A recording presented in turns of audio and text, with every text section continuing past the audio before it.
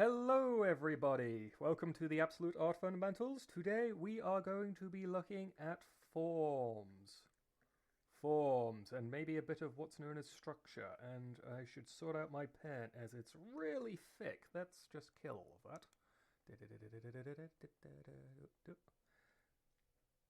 Yep, my pen's way too set too high. I was doing something earlier. So what are forms? What do I mean by forms? Well, forms are essentially the next step up from shapes. So with shapes, we had squares. And we had circles. And we had triangles. So what are forms? Forms are essentially the 3D version of this. We're adding a bit of structure. So we add a bit onto here for a cube. We add a bit onto here for a cylinder. And we make a pyramid like that. So forms are really just the 3D shapes. As you may recognize them, you may have come across these in maths class. I'm sure you're all familiar with these in some form or another. So the important thing with forms is when you get started is just to get used to drawing these three basic ones. Really, this is just an exercise in itself. If you've got like your biro and paper to hand, just draw yourself a cube, draw yourself a cylinder, and draw yourself a triangle. So it will definitely take you time to get mentally used to these if you've not been doing them for a while, but really the general premise is quite simple. It's just the idea of like bringing volume into your shape. So if we want to do this one together, just grab your pen and paper, and we're just going to go through drawing a simple cube together. And really, there's nothing to be too scared of here, so if you've got no clue as how to handle this, just follow through with me. And again, it doesn't have to be perfect. I'm drawing on a tablet, and my sketching definitely gets shakier when I'm going digital over traditional, so don't worry about it, just give it a go. So you definitely want to start off with drawing yourself a basic square. Just four sides, doesn't have to be a square, can be more of a rectangle if you want. And then we need to essentially, at this point in time, we essentially have the y-axis and the x-axis. And what we need to do is we need to take it onto the z-axis, making it 3D.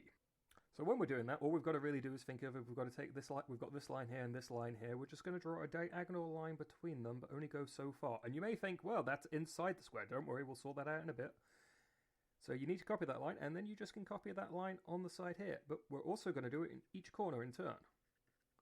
And as you can see, that's already starting to look a little different, and let's now just join some of these lines up. So we're now going to draw another square inside the square. And there we go, we can essentially see we've got a cube here, and if you want, you can even go so far as to delete the inside line to make it a bit more of an opaque cube. And there you go, basic cube. So let's keep going with the cylinder. So with the cylinder, we're going to just quickly draw a circle, but we're going to imagine that circle has kind of been smooshed together. So if we just draw it at the top here, so rather than drawing a circle like this, we're going to aim to draw a circle like this. And then after you've done that, we're now going to imagine there's just 2 points here, and we're just going to bring those down. And then we're just going to join these two here, trying to imagine that same curve that we've got going here as it was here. Just going to do that again. And there we go, a basic cylinder. Finally, with the triangle. And the triangle is pretty much similar to the cube. And when I say triangle, I of course mean pyramid. So, just going to start off by drawing a triangle. Doesn't have to be equal on all sides or anything like that. We can draw isosceles triangles. We can draw whatever they were called triangles. I cannot remember. Scalar? I want to say scalar. And then from there, just similar to how you're imagining the diagonal z-axis on the cube, you just draw a line shooting out like that, and then you join that line with that line there. And you can see from there we have pyramids. So, those are your extremely basic forms. So, if that seemed way too simple for you, let's move on to a few more extra things here, and we can start building them together. So, next up you have irregular forms. Obviously, you're not ever going to just be drawing lots and lots of cubes, cylinders, and pyramids. In fact, you may find you're rarely drawing these. So, instead, but these form a fundamental basis for a lot of other types of forms. So, and now we get into what I think of as the irregular forms. And the irregular forms are essentially variations of this, but still following a similar pattern. So, let's say rather than we wanted to draw a cube here, let's say we wanted to draw some kind of rock. And the rocks from one side just kind of looked like this. Well, we can already see it's like, whoa, okay, how do we make that into a form? Well, in a way, it's very, very simple. We use the same z-axis approach here, and we can already start to see. And then we do our best to copy that But again, doesn't necessarily have to be exact. This is an irregular shape. And then we give it a few extra blocks here. And as you can see, we very quickly now made a 3D version of a very irregular shape. So, and of course, this is very much taking away, but we can also essentially add to one. So we could have a cylinder. Yeah. And we can have that cylinder sitting on a cube. And this is really what forms end up being. In a way, everything is a version of a form. You just end up putting blocks on top of blocks on top of blocks. And of course, it's not just a case of putting items together on top of each other. It's using forms to remove from other forms. So let's say with this cube here, we wanted this cube to just have a hole burrowing through it. So we can just draw a quick circle there for it. And now, because we know that this is going down here, we got an idea of where this side of the shape is. We can draw a bit here, and we can go whoop. And then, with the knowledge of where that circle is, we can just kill off that part of the line, that part of the line too. And now we basically have a cube with a hole in it. So what we've done there is we've basically drawn a circle shape and another circle shape that we imagined on this.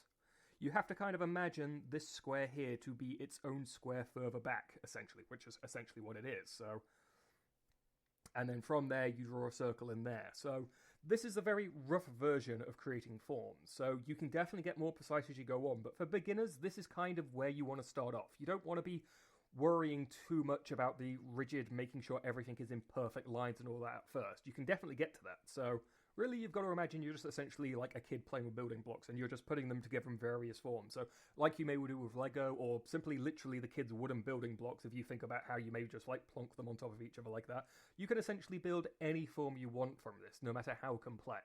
And you'll be wanting to use both shapes and forms when doing this. This is the part of it where you get into what's known as construction lines.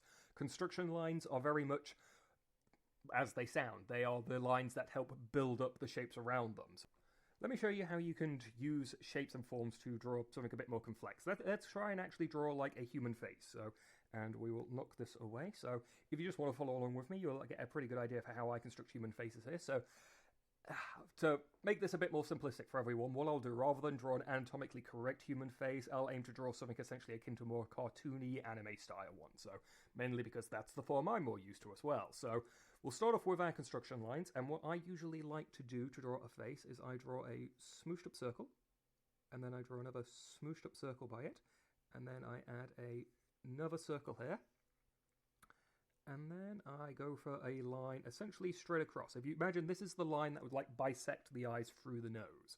So we're going to go like that. So, and you can already kind of start to see it beginning here. So, and from here we can essentially begin to just join up the points. So if you think of this here as a point, this here as a point, this and this, as well as the 2 points of the line, we'll curve there, we'll bring down there, and tell you what, let me actually, I'll do this on a new layer so I can show you what it looks like without. So we'll bring down there, cross like that, up like that, and then up. And as you can see, we've got a very simple face going on here. So if we move the construction lines, and from here we can just make a sort of half circle with a cutoff for an ear. Tell you what, let's bring the lines back so we know. So from this line here we can bring down a curve to make a nose. And if we bisect here, we know that's roughly where the pupils are. And on this, if we go down from the pupils here to around the halfway point between here, and then just make a smile.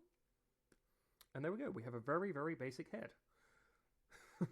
Okay, almost too basic, but we really can't go through like showing you like all the basics of the face today. I think we'll cover that in another lesson. So that's essentially the basics of forms. So you draw your regular forms, you can then move those into irregular forms, and from there you can then begin to use construction lines and start piecing things together. So all I'd say really as an exercise for this one is just essentially play around with it. So I definitely like to get a sketchbook and just start drawing random cubes and shapes and just sort of piecing them together.